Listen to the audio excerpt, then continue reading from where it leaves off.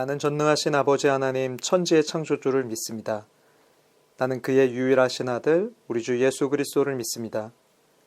그는 성령으로 잉태되어 동정녀 마리아에게서 나시고 본디오 빌라도에게 고난을 받아 십자가에 못 박혀 죽으시고 장사된 지 사흘 만에 죽은 자 가운데서 다시 살아나셨으며 하늘에 오르시어 전능하신 아버지 하나님 우편에 앉아 계시다가 거기로부터 살아있는 자와 죽은 자를 심판하러 오십니다. 나는 성령을 믿으며 거룩한 공교회와 성도의 교제와 죄를 용서받는 것과 몸의 부활과 영생을 믿습니다. 아멘.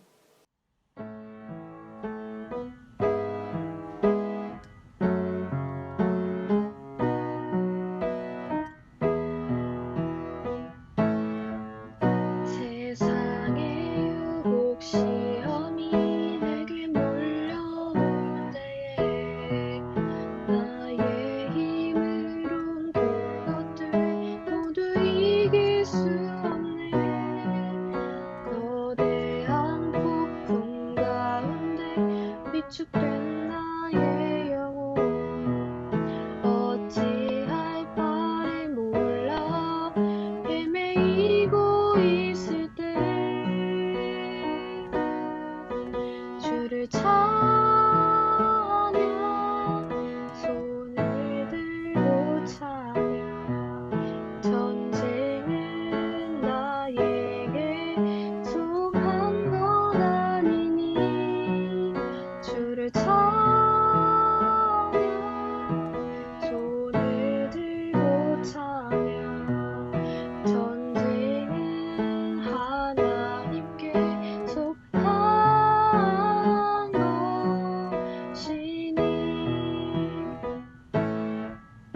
거짓과 속임수로 가득 찬 세상에서 어디로 갈지 몰라 머뭇거리고 있네 공중의 권세 잡은 자 지금도 우리들을 실패와 절망으로 넘어뜨리려 하네 주를 찬양 손을 들고 찬양 전쟁은 나에게 속한 건 아니니 주를 찬양 손을 들고 찬양 전쟁은 하나님께 속한 것이니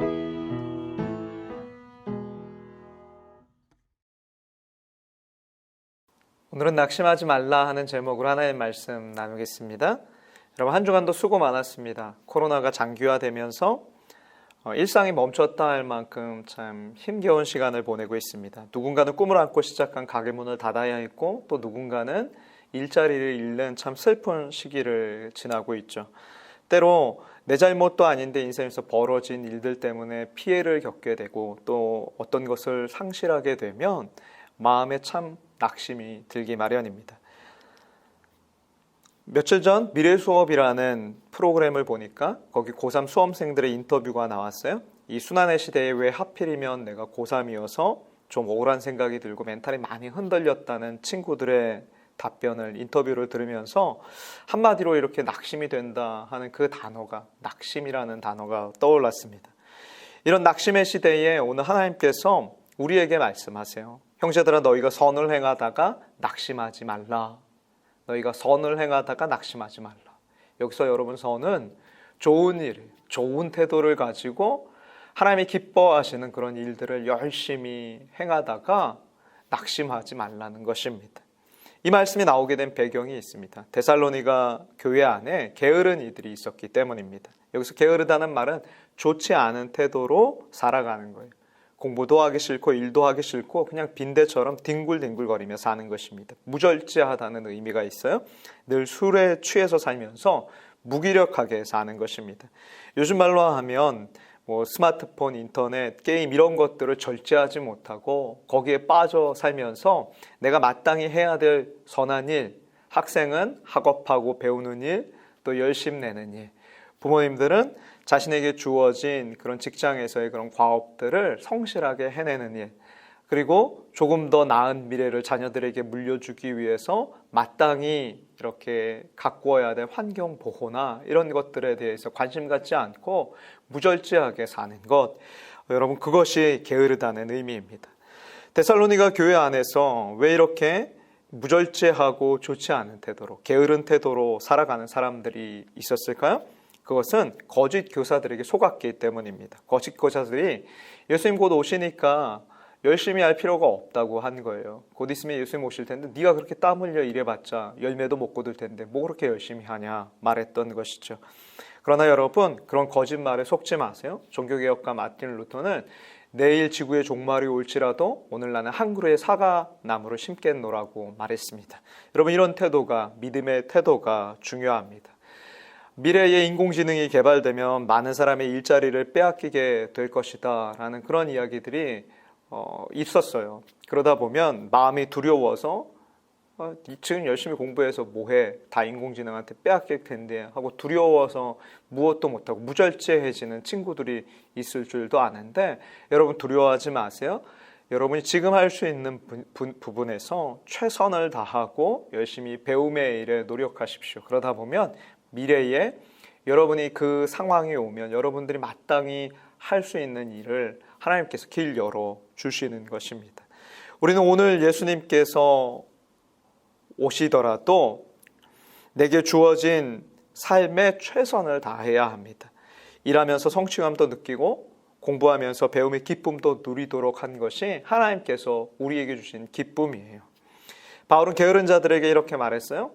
내가 너희에게 명하기를 누구든지 일하기 싫어하거든 먹지도 말게 하라. 그렇게 말했습니다. 게으른 자들에게 한 말이죠.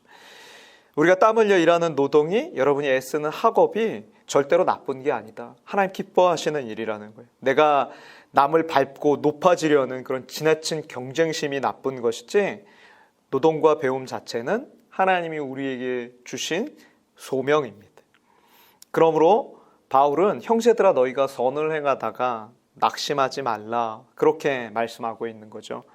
여기서 낙심하지 말라는 말은 겁내지 마라, 시들지 마라, 약해지지 말라, 그러는 의미가 있습니다. 왜 이렇게 말합니까?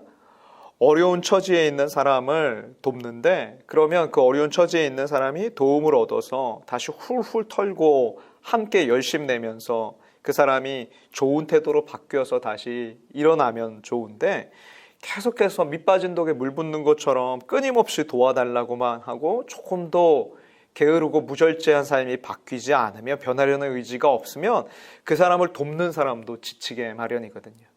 데살로니가 교회 안에 그렇게 선한 일을 힘쓰던 사람들이 그 규모 없이 게으르게 그렇게 무절제하게 사는 사람들 때문에 지쳤던 것이죠. 도대체 내가 언제까지 이 일을 할 수 있을까? 그렇게 힘들었던 거예요. 그래서 좌절하고 포기하고 싶은 마음이 막 일어서고 있는데, 그때 이 편지를 받게 된 것입니다. 하나님께서 바울을 통해서 너희에게 선을 행하다가 낙심하지 말라, 너희가 선을 행하다 낙심하지 말라, 그렇게 말씀해 주신 거예요. 여러분, 이 말씀은 우리 삶에 어떻게 적용할 수 있을 거예요? 우리가 열심히 공부하다가 혹여나 내가 원하는 만큼 시험 성적이 오르지 않아도 낙심하지 마세요. 조금이라도 성장했다면 그것으로 기뻐하십시오. 실패해도 다시 일어서서 새롭게 무슨 일을 시작하십시오. 그런 좋은 태도를 가지십시오. 실패했기 때문에 안 되는 것이 아니라 낙심해서 포기했기 때문에 안 되는 것입니다. 그러므로 낙심하지 말고 계속해서 배움을 유지하고 또 좋은 태도로 살면 그의 인생을 하나님께서 기뻐하시고 그의 걸음을 인도해 주시는 줄 믿습니다. 사람이 마음으로 자기 길을 계획할지라도 그 걸음을 인도하시는 분은 하나님이시라고 성경은 말씀하고 있습니다. 여러분, 에디슨이 그런 사람이었어요. 그가 전구도 만들고 축음기, 발전기, 가정용사기 여러 가지를 만들었는데 발명품이 무려 1093개나 된다고 해요. 그러나 여러분 잘 아는 것처럼 에디슨만큼 실패를 많이 한 사람도 없죠. 그가 전구 하나를 만드는 데만 해도 실패한 횟수가 9,999번이나 됩니다. 1만 번째 성공했습니다. 전구를 제외한 특허품 1092개를 만드는데 약 10번씩만 실패했다고 해도 무려 2만 번이 넘는 실패를 그냥 한 것입니다. 그러나 그가 낙심했을까요? 낙심하지 않았습니다. 전구 발명을 위해서 9,999번을 실패했을 때 친구가 이렇게 에디슨에게 말했다고 해요. 이번에 도대체 얼마나 더 실패를 되풀이할 것인가? 그러자 에디슨이 웃으면서 이렇게 말했다고 하죠. 여보게, 나는 9,999번의 실패를 한 게 아니라 다만 전구를 만들 수 없는 9,999가지의 이치를 발견했을 뿐이네. 여러분, 이게 얼마나 좋은 태도입니까? 실패는 성공의 모판이 되는 것입니다. 유명한 일화도 있어요. 발명품으로 번 돈을 가지고 실험실에 있는 공장을 세웠는데 그가 67세 된 나이에 그만 그 공장에 큰 화재가 났어요. 진화에 나서서 열심히 불을 끄려고 했지만 실험실 기구들로 인해서 좀처럼 불길이 잡히지 않아서 에디슨과 함께 그 광경을 목격한 아들이 연로한 아버지를 걱정한 거죠. 아버지 충격받아서 저러다 쓰러지시면 어떻게 할까? 위로의 말도 제대로 건네지 못하고 있는데, 그런데 공장이 불타는 장면을 한참 쳐다보던 에디슨이 이렇게 말했다고 합니다. 아들아, 가서 엄마 모시고 오렴. 평생을 가도 이런 멋진 장관은 우리가 볼 수 없을 게다. 얼마나 멋있는 태도예요. 저 같으면 정말 망연자실했을 것 같아요. 그 다음날 아침 폐허가 된 공장을 바라보면서 했던 말이 제 마음이 굉장히 남습니다. 뭐라고 했냐면 이렇게 얘기를 했어요. 재앙도 가치가 있구만. 내 모든 실패들이 다 날아가 버렸으니 새로 시작하게 해주신 하나님 감사합니다. 그렇게 말했습니다. 그리고 화재 후 3주 만에 축음기를 만들었던 것이죠. 사랑하는 여러분, 우리가 코로나라는 그런 힘겨운 상황 속에 있지만 집에 있든지 학교에 있든지 어디에 있든지 열심히 배우고 익히던 그런 좋은 태도, 선한 일을 끝까지 유지하십시오. 선한 일을 하다가 약해지지 마십시오. 혹시 실패하더라도 여러분이 생각한 것만큼 성적이 나오지 않았더라도 낙심하지 마십시오. 두려워하지 마십시오. 실패해도 괜찮습니다. 인생에는 제2, 제3의 기회가 있습니다.